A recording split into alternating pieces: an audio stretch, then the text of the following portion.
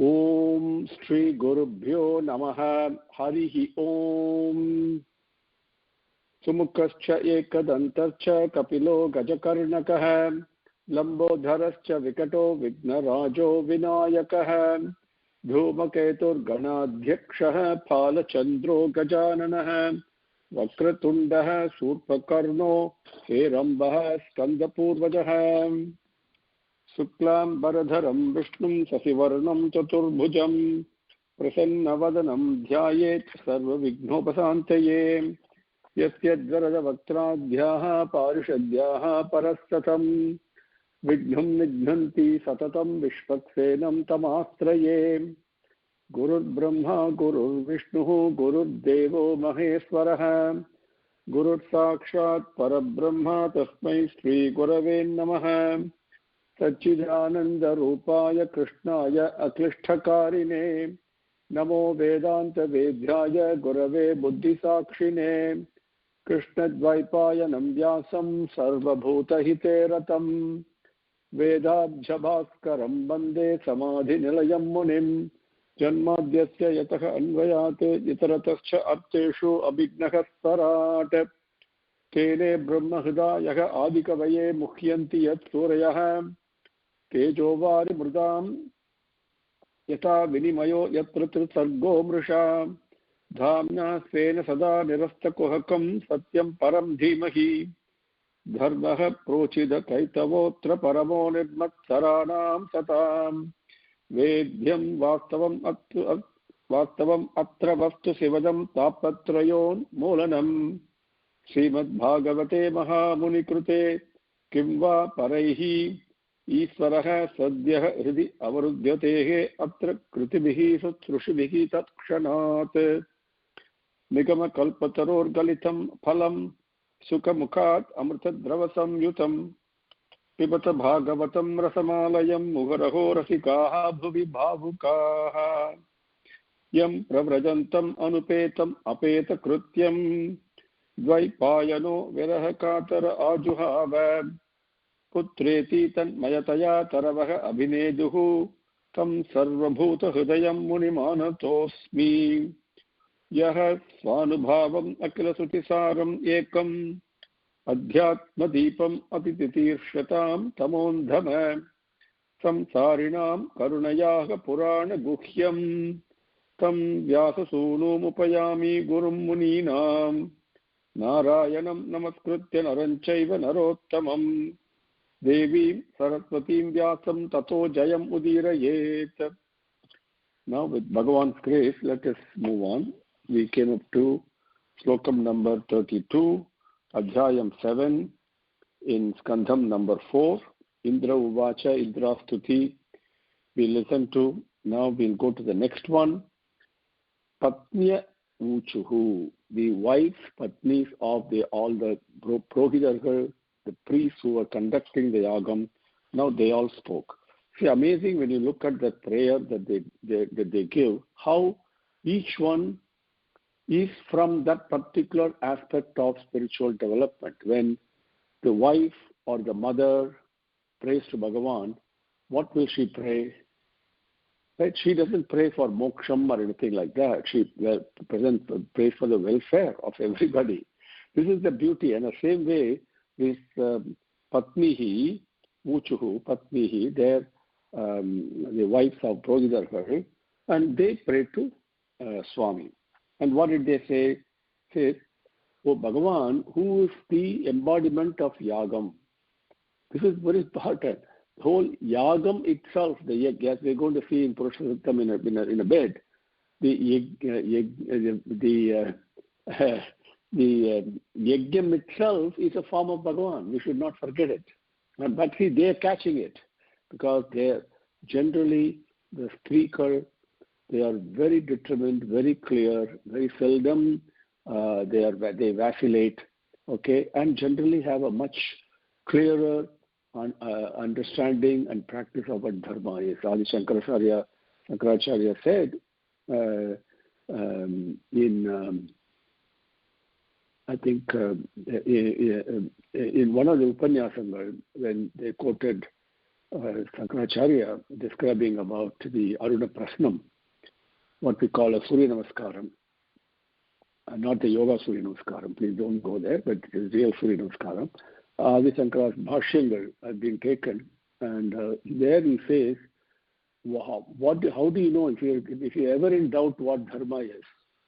If you're ever in doubt what dharma is, just go to the village by the field and look at the women working there and see what they do. Or talk to them. They'll clarify it for you. It is as simple. Okay, so we complicate it through all our scholarship and everything. They know. So it's exactly what the wives of the Purohitas. Now, the interesting thing is, before we start, okay, let me tell you what the Stuti is, and then at Bhagwan's grace, the story that he put in my mind to share with you. I will do that after telling you what they pray, what the prayer is. They say, oh Bhagavan, who is the embodiment, who appears, the Yaga Murti, the form of Yaga itself. See, you and I, we tend to think Yagam is separate, I am doing it, and then there is a Yajna Devata and all that. They didn't look at it that way. They say, Swami, this is you. The very Yagam itself is you. Now, in order to worship you, Brahmadeva, right at the time of creation, remember Brahmadeva was created by Sriman Narayana, we saw that earlier. So at the time, what did he do? In order to worship you, because he did tapas and he found out how to worship. Therefore, he created this yagam, this procedure, this activity called yagam, so that when people do that, they perceive you as the yaga murti itself. But this particular yagam now, because Parameswara got angry at Daksha, and now it has been destroyed. It has been stopped. Now, when the Yajnasala is destroyed and defecated and all that, how will it look? It looks like a cemetery. Everything is haywire, haphazard, everything is lying all over the thing, absolutely unclean and all that. So that yagam, please, Swami, no, your eyes are like a lotus eyes. No, Daya Sagara, the Bhagavan's Karunai is, of course, when he puts his hand on your palm on your head, or as it happened to Mahabali, even his lotus feet itself he put on his head. Or for most of us, he just looks at you, just a glance, okay, with that, with what we call a Tamare Kangal. You know, so beautiful it is, so full of so much love, so much prema is there. It's indescribable. So they say with that kind of a vision, with that kind of a look, just with one look, you please purify everything, make everything sacred again. See, they're not praying for themselves. They're not praying for somebody else or their husbands, you know, who were either some of them were also hurt, right? No, none of those. Really, because Yaga itself is for the welfare of everybody. Everybody must worship you. Please, that activity should not stop. Okay, this is the beauty of these ladies. Now, the same way, the once when Krishna and Balarama and their friends, of course, the youngsters, they play around in the forest. And then they go and they come to they see an ashram and where the Rishikal, the Brahmins, the Purohitas are performing a yaga. And little Krishna wanted to teach a lesson to everyone. And that lesson is not the way we use it colloquially, like, you know, to punish. No. Teach a lesson literally, which means to educate everybody, including his friends, and of course, people like you and me who listen to the story even today. There's a beautiful lesson there. So what did he do? He pretended as if he was hungry. So they lie down under the shade of a tree nearby, and then he told one of his comrades, go to all those Rishigal, you know, they're all performing yagam, and they're going to offer the offerings. Once the yagam is finished, you know, the offerings are there. The final Purnahuti, the various Swaha mantrangal they do, everything is an offering. So they'll be offering Havis, which is to please the Devadaigal and all that. So please ask them for a little bit of that portion of that Havis. So with that, you know, we can quench our hunger. So these his comrades went there and talked to the Rishis. They said, so Krishna is there, lying down, staying under the tree, and he's starving. So he sent us to see whether if you could give him a little bit of your havis. Havis is nothing but sadam, boiled rice, and so that he can quench his thirst that way. And Rishi goes, no, the yagam is not completed yet. We are not there at the stage where we are offering havis. We have to finish all the mantrangal. Okay, ask Krishna to wait for some time. So they came back and told Krishna. And then Krishna said, oh, okay. No, go and talk to their wives who are in the back in the kitchen area. And the same boys went there and told the same story to the wives. Amma, Krishna is very hungry. Oh, Krishna is hungry? That's it. Immediately they stopped whatever they were doing and gathered whatever is available in the kitchen. They rushed to where Krishna was under the tree and they fed him. Now, what is the right thing to do here? Not the ritual, but to worship Bhagavan. Should never forget that. We should never immerse ourselves in the activity, but forget that the activity is the form of the Yajna Purusha, Bhagavan himself. Karma Rupam, Purva Karmanu Rupam is what Kulasekarar says. Every action that comes to me is Purva Karmanu Rupam. I mean, you only appear like that because in the form of this action. That's a result of whatever I did earlier. Okay? So, that is what they are praying here. And just think, how beautiful it is. For slokam number 33. Yajnah patnya uchuhu yajnah ayam tava yajanaya kena srishtaha visvastah pasupatina adhya daksha kopat tam naha tvam sava sayanabha. Very beautiful thing you're going to see now. Shantamedham yajnatman nalinarucha drusa punihi. Nalinarucha drusa, you can understand this words now slowly if you pay attention. Patnya uchuhu yajnah ayam tava yajanaya kena srishtaha vidvastaha pasupatina adhya daksha kopat tam naha tvam savasayanabha Santamedham yajnatman nalinarucha drusa punihi. Yajnatmanne. The one here, Atma does not mean only Atma, the indweller. Remember, Atma means the form, the body, the form of appearance, mind, so depending upon where that particular symptom comes. Yajnatmanne, the embodiment of Yajna, the one who appears in the form of Yajna itself. Okay, please remember that. Every time we must always remember that. Everything is a form of Bhagavan only. Okay. Now, so Yajnatmanne Tava Yajanaya, to worship you, because just imagine, if Bhagavan has not delineated, described, listed the few activities that we can do to worship him, how will we know? Just think for a second. How will we know how to worship him? How will we know what to do with our mind that is taking us all over the place? So, please, a very important point to know. Okay, it's like Shirdi Baba says, if you are taken to a dark forest with tall, thick trees, blindfolded, you're blind. How will you know the way that to go from where to where? You need a guide. Okay? That guide is Bhagavan. In your life, in my life, everybody's life, in various ways he's guiding us. For this yajna, the importance of yajna in one's life, the importance to understand one's life itself is a yajna, and that is Bhagavan. So this yagan has been done. So Tava Yajanaya, to worship you, Kena by Brahmadeva, Kena, okay? that Kaha denotes the Brahmadeva. There is one Sabdam that comes. So Kena, by him, Brahmadeva all. Srishtaha, being created. Ayam Yajnaha, this Yajnam. Adhya, now.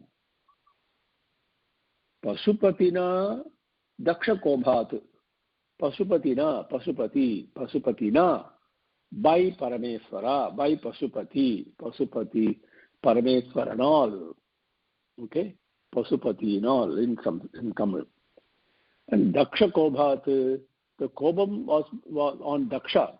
By that, Dakshakobhat, Vidvastaha. The anger that he had on Daksha, because of that anger, it has been stopped and discontinued, destroyed.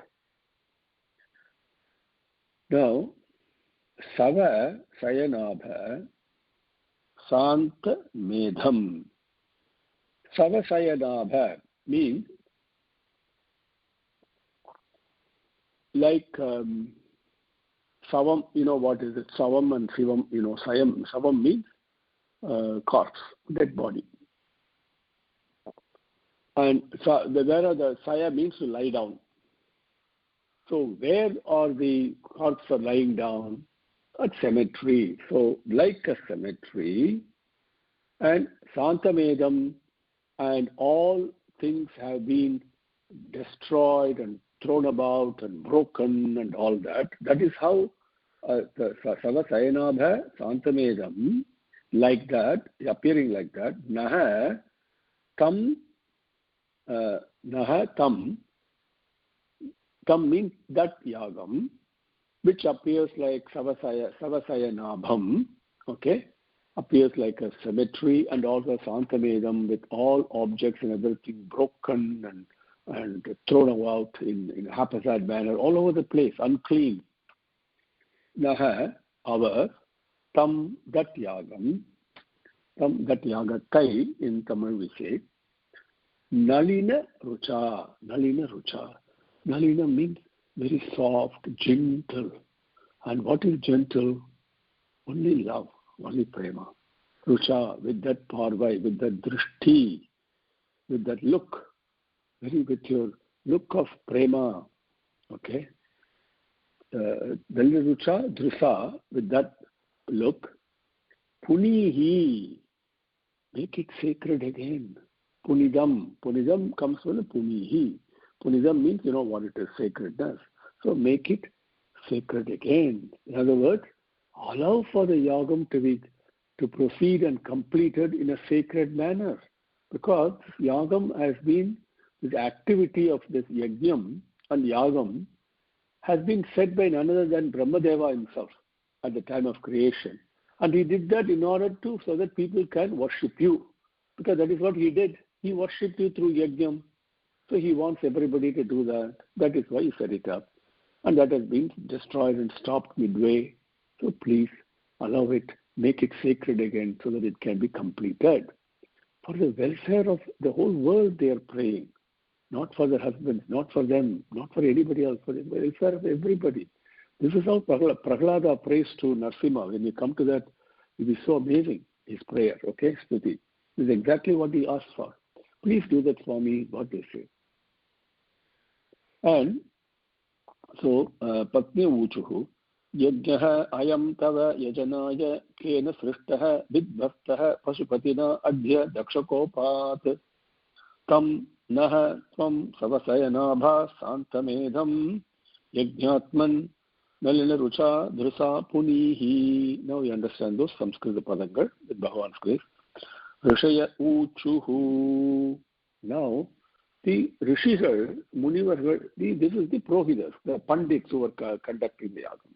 Rishigal who were present there in that Yajnasalaya, now they did their stuti, they prayed. Now, you see how the stuti itself varies so significantly, dramatically. Imagine if you are Bhagavan receiving all the stuti to you, each one is an effulgence in itself. What he looks for is the attitude with which it is done. The subject matter is different. For everybody's prayer, the subject matter is different. Nothing wrong. Okay? Some people may say, I want more wealth, more health, I might give my children to get married, whatever it may be, right? That's okay. Bhagavan says, that's okay, bring it to me. But you must do that with love. But then, the Patnigal, the wives, they prayed like that. We saw how Indra prayed, and we saw how Bhrigu prayed. See, different scholarship comes there, and so many things. Now, the Munigal, the Rishigal, what they say, they also look at it in a different way. They say, Swami, or Bhagavan, see, your actions they're not congruent. They seem to be kind of opposed to each other. See, this is scholastically speaking. Why? Because by yourself you do all the karma and actions and creation and everything you've done. Yes, that is true. But you are not attached to them. You're only a witness. All these things we have heard. Okay, you read about all this. This is scholarship. And not only that, but for the source of resources, wealth, and so many things, there's also Lakshmi Devi is there, and all these people whom you have created, and they all worship only Lakshmi Devi. They're not worshipping you, because everybody goes after money and wealth and resources and power and I want more children and more health and this kind of a thing. But nobody, Swami, comes and worships you. So these two actions, they seem to be not in congruence. Okay? But that Lakshmi Devi, whom everybody else is worshipping and following, she actually worships you. She surrendered everything to you and she is at your feet. See, you see that incongruence there? So they say, Swami, this is what, they use the word ananvitam. Ananvitam means it doesn't join. In other words, very beautifully they point out how this world goes after the temporary thing called money and wealth and all these things come and go. Money comes and goes. Morality comes and grows, Swami says. When God comes, it only grows. It never goes. But money and Lakshmi Devi, by very nature, is fickle-minded. Doesn't stay in one place for any long time. Please remember that. Whereas Bhagavan is fixed. And here, let me share with you one beautiful story from Swami that it's good for me to be reminded of that by narrating it, and also for good for those of you who have heard it before to be reminded, and those of you who have not heard it before to treasure it. Once Lakshmi Devi and Sriman Narayana had a discussion, and they said, who's most popular? Let us see. And Narayana said, no, everybody worships only me, whether they realize it or not. Ultimately, it is Asatoma Sadgamaya, Tamasoma Jyotirgamaya, Matyorma Amritam Gamaya. That's what they all do. Lakshmi said, no, I don't think so. Okay, so let us see. So they said, fine, we will do a competition, so to speak.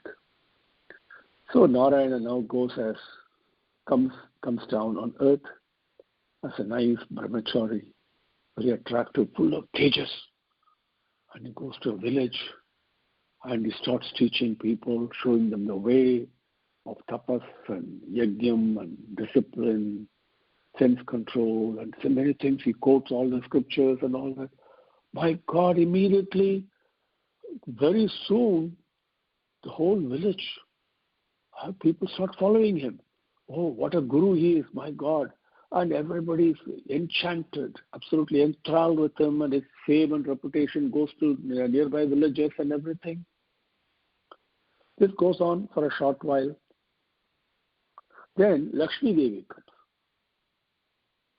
And she comes down to the same village, beautifully bedecked, jewels and shining, glistening, attractive jewels, wearing a beautiful sari, and she looks so attractive physically, mentally, and the amount of the richness of wealth on her, the type of ornament she is wearing and all that. and where all kinds of Ratnangal and all this.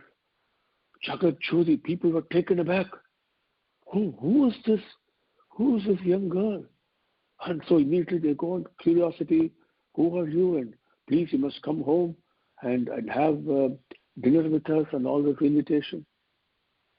And then she was also carrying a beautiful gold plate in her hand, glistening, pure gold. And they look at it, and then when one of them says, "Come to our house and you must have parted dinner with us. Please take our hospitality," because she is so attractive. And Lakshmi Devi said, "Okay, under one condition." What is it?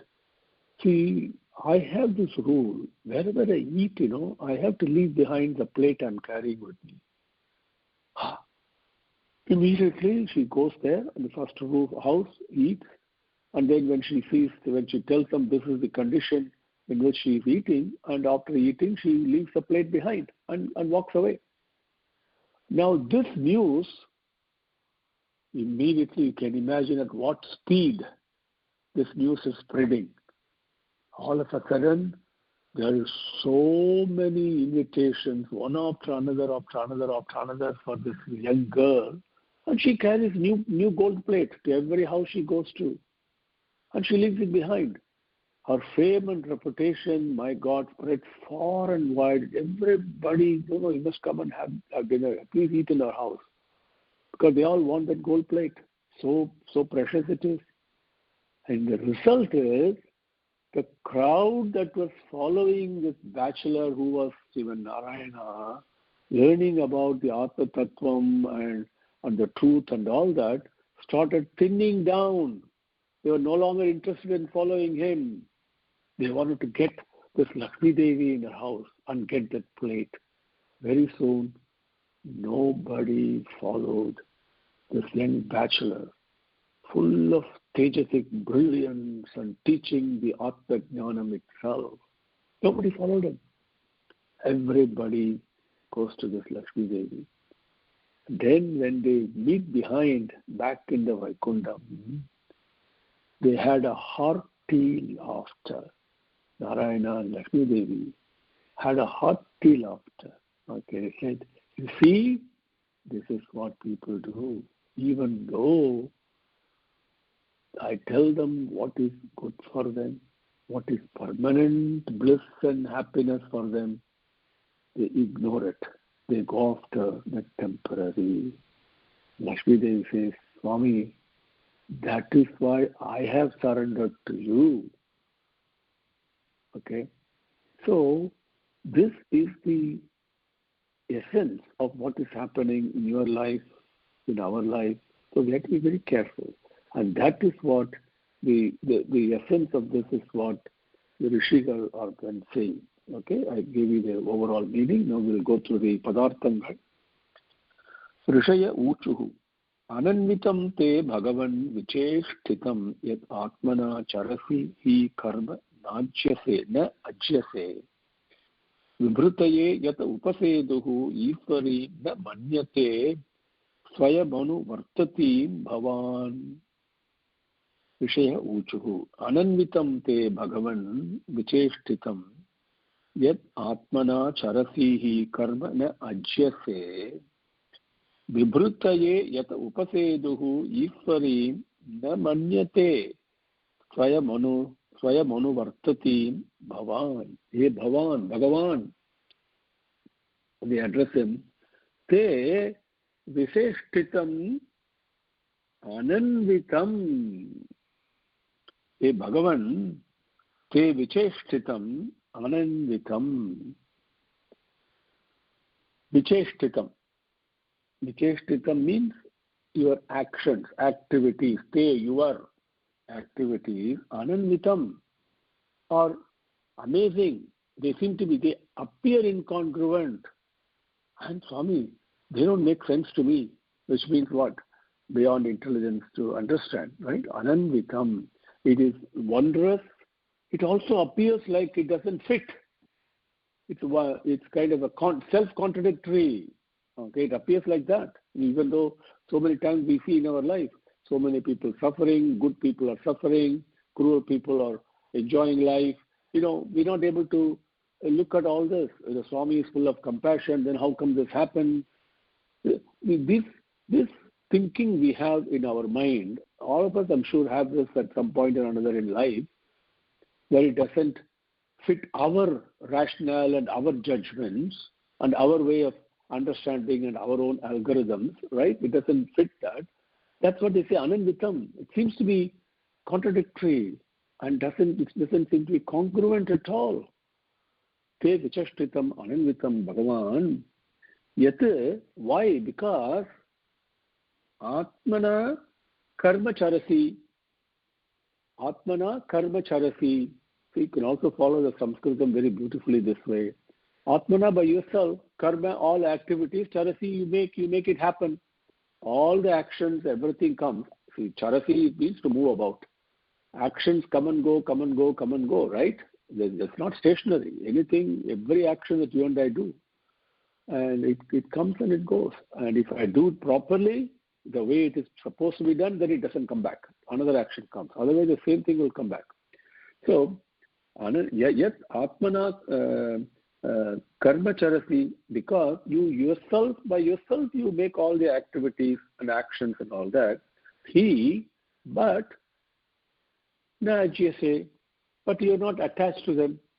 You're not concerned with them. You are completely detached from them, like a witness that you are. Even though you create actions, Swami, you are actionless. Akarma, as Bhagavad Gita Swami says. Okay, that is point one.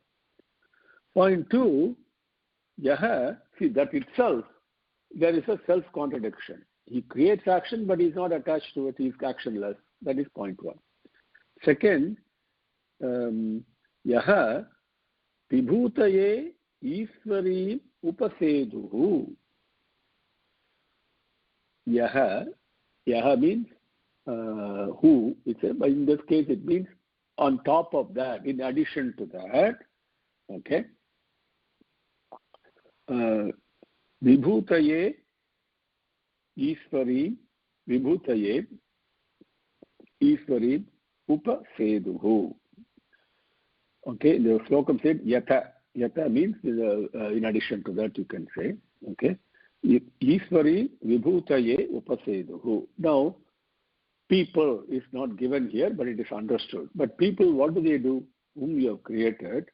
Ishwari vibhutaye, in order to attain wealth, attain resources, and resources are different types. The Ashtalakshmi, you can think of it that way. Okay, whatever it is resources to sustain life on this earth, which is temporary. Okay, so look at it that way. That includes monetary wealth, knowledge, includes children, includes health, power, fame, so many things. Okay, even food on the table. Okay, everything is a resource. So vibhutaye, to get that selvam, to get that wealth, Ishwari, to Lakshmi Devi, upaseduhu, they actually worship her in order to get resources. Okay. Swayam anuvartati bhavan namanyate. Swayam anuvartati. That Ishwari, what does she do? Swayam, by her own self, anuvartati.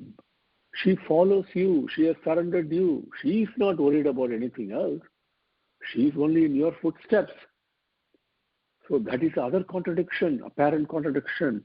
But even though she does that, everybody is seeking wealth, and the wealth seeks you, but you're not concerned.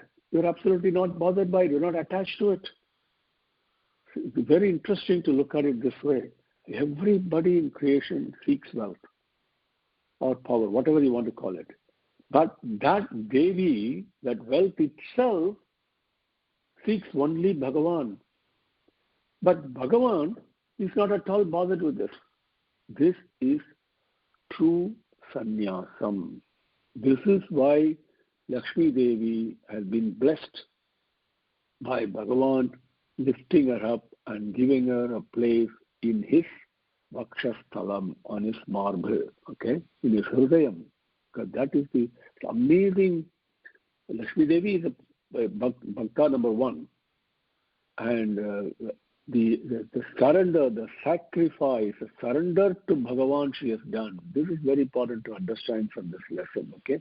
But that's what they say. Swayam anuvartati bhavan na manyate. But you're not, you don't pay attention to it. Okay, it doesn't bother you. It's not important, not relevant. Okay, so these things seem to be incongruent with each other. So beautifully they point out how people on this earth, which is definitely me, I can talk about myself. I behave like this. So we have to be careful. Rishaya uchuhu.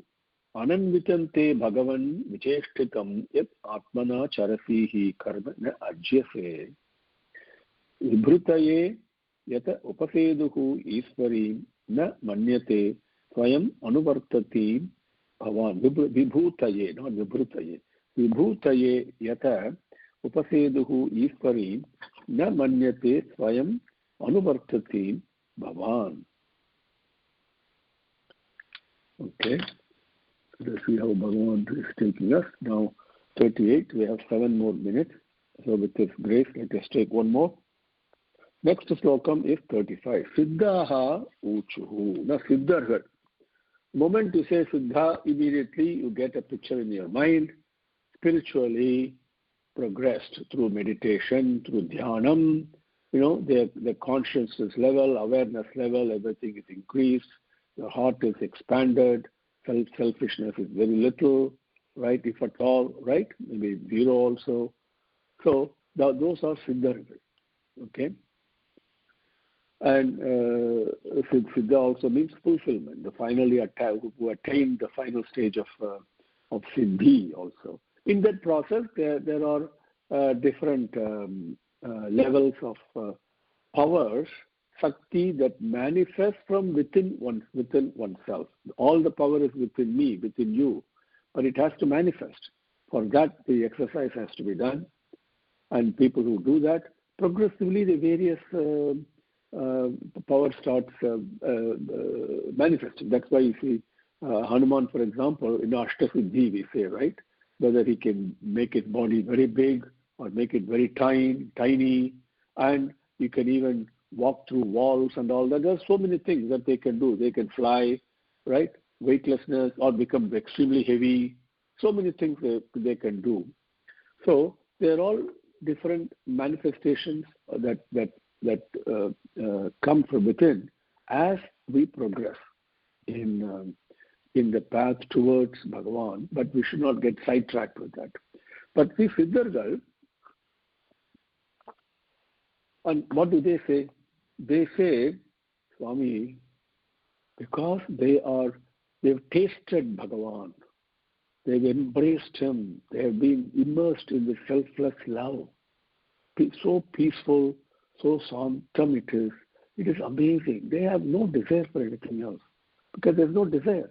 This is so full and total in itself, and it is always with them. It doesn't leave them even for a second. It's always with them. So the best companion, just immerse yourself in it.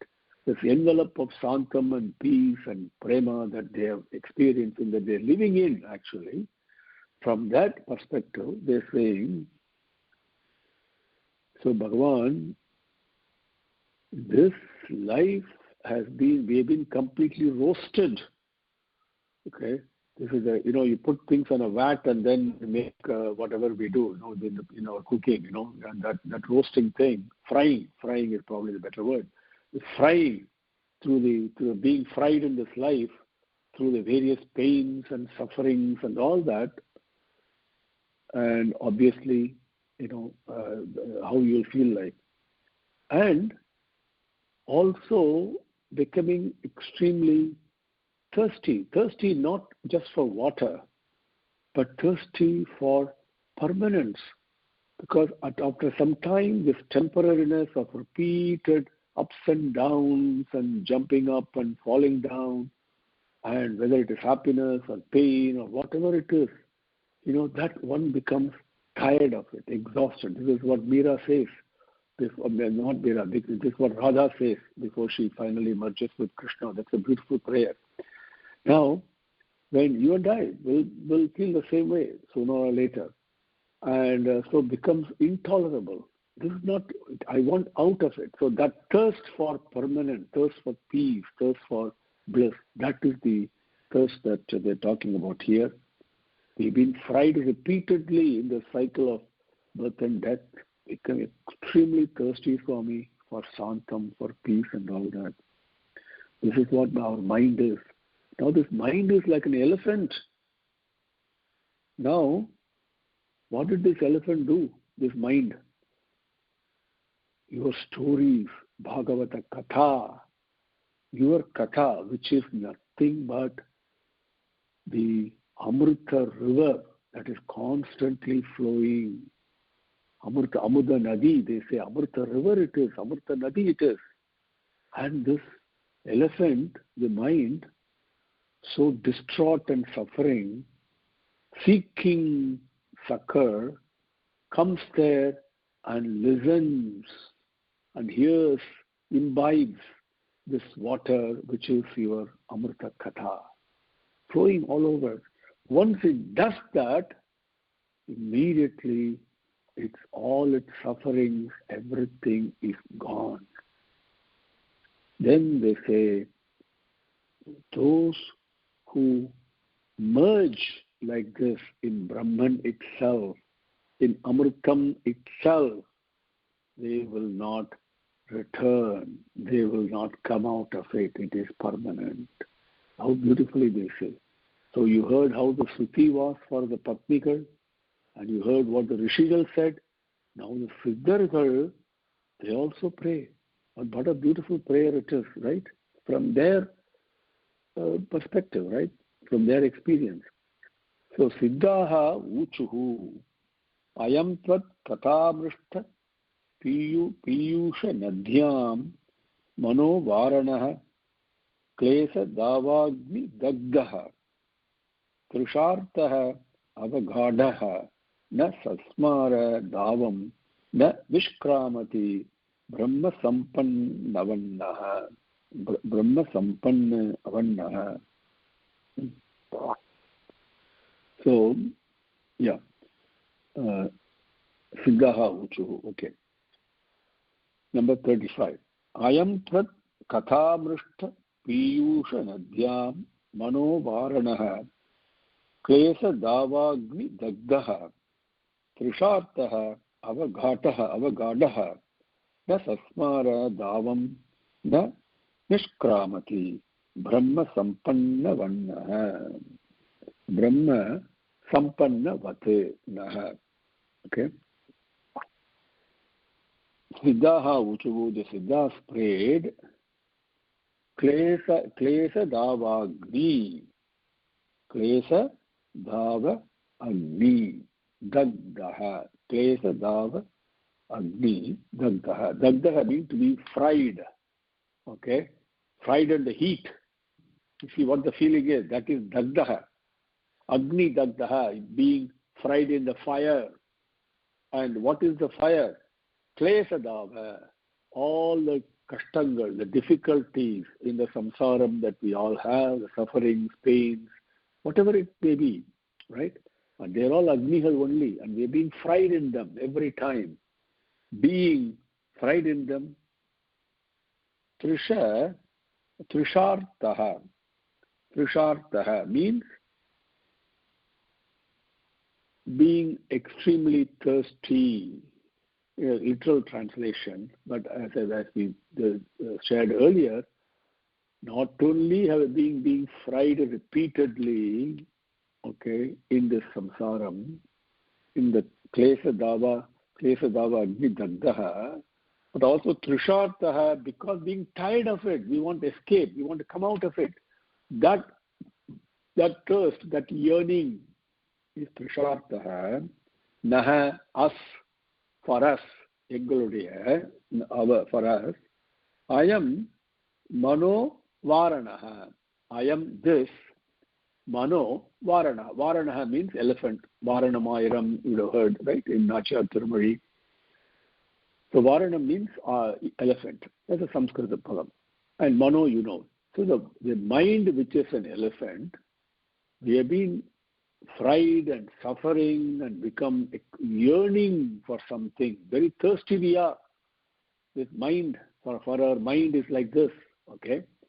And this mind, Mano Varanaha, this elephant, which is our mind, a mind elephant, what does it do? It says, Mano Varanaha, okay, it's our samsara. Tvat, first line. Tvat kathavrishta piyusha nadhyam. Nadhyam, nadiyil, in the river, okay, grammatically, nadhyam, okay. So, katha amrishta piyusha nadhyam. That river is tava katha, your stories, your lilehal, your stories and glories.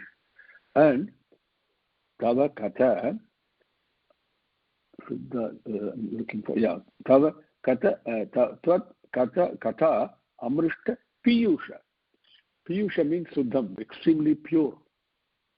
So this Nadi, the stories and the glories, your nectarine stories, that river which is so pure, what does it do, this Mano Varanaha, my mind elephant, Ava Ghadaha, it immerses itself, it imbibes, drinks that water, as an elephant drinks water, like this mind immerses itself in this river of your Kathamritam. Once it does it, then Davam, see, Klesa Dava we saw earlier, right? Davam, that thirst, that tapam, as we say in Sanskritam and in Tamil also, that suffering, okay, that tapam, that davam, na sasmara. One thing is say it doesn't. The mind does not think about the sufferings. Is the literal translation, and so when the mind is not focused on its suffering, that whatever the suffering may be, my mental, physical, whatever it may be, the mind is not focused on it. There is no suffering. This is the truth. Whatever the mind focuses on is what you and I experience. If my mind focuses on happiness, then I'm happy. If the mind focuses on pain, then I'm painful. This is all the life is all about, because mano moolam idam jagat. Please remember that. Everything is in the mind only. When the mind itself is completely immersed in your katha and does not think about anything else, so where is the suffering? Tapam is gone, completely gone. Then Brahma sampat, Brahma sampannavat na nishkramati. Brahma sampannavat. Brahma sampannavat means one who has attained, merged with, embraced Brahman itself. Brahman is a beautiful word. Aham Brahmasmi. It's a mostly expansive. There is nothing but prema. That is what it is. Present everywhere. So that Brahman, no words can capture that, but one who has embraced it, either through anubhavam, personal anubhavam, at least tasting that, and second thing is diving into it, and third is merging, becoming one with it, whichever way it may be. Okay, that person, Brahma Sampannavat, na nishkramati, he does not come out of it. It is permanent. This is what Siddhar will say. Okay, and from their own anubhavam they are saying this stuti. Siddhaha uchuhu ayam tvate kathamrishta piyusha nadhyam mano varanaha klesadavagni dagdaha trishatah avaghadaha na sasmara davam na nishkramati brahma sampannavannaha. Om Shri Gurubhyo Namaha. Harihi Om. Samastalokaha Sukhino Bhavantu. Samastalokaha सुखिनो भवन्तु समस्तलोकाः सुखिनो भवन्तु। ओम शांति शांति शांतिः। स्वस्ति प्रजाभ्यः परिपालयन्तां न्यायेन मार्गेण महिषाः। गो ब्राह्मणेभ्यः शुभमस्तु नित्यं। समस्तलोकाः सुखिनो भवन्तु। समस्तलोकाः सुखिनो भवन्तु। समस्तलोकाः सुखिनो भवन्तु। ओम शांति शांति शांतिः। हरिः ओम। कायेन वाचा मनसेन्द्रियैर्वा बुद्ध्यात्मना वा प्रकृतेः स्वभावात् करोमि यद्यत् सकलं परस्मै नारायणायेति समर्पयामि। ओम तत्सत्। ओम श्री गुरुभ्यो नमः। हरिः ओम।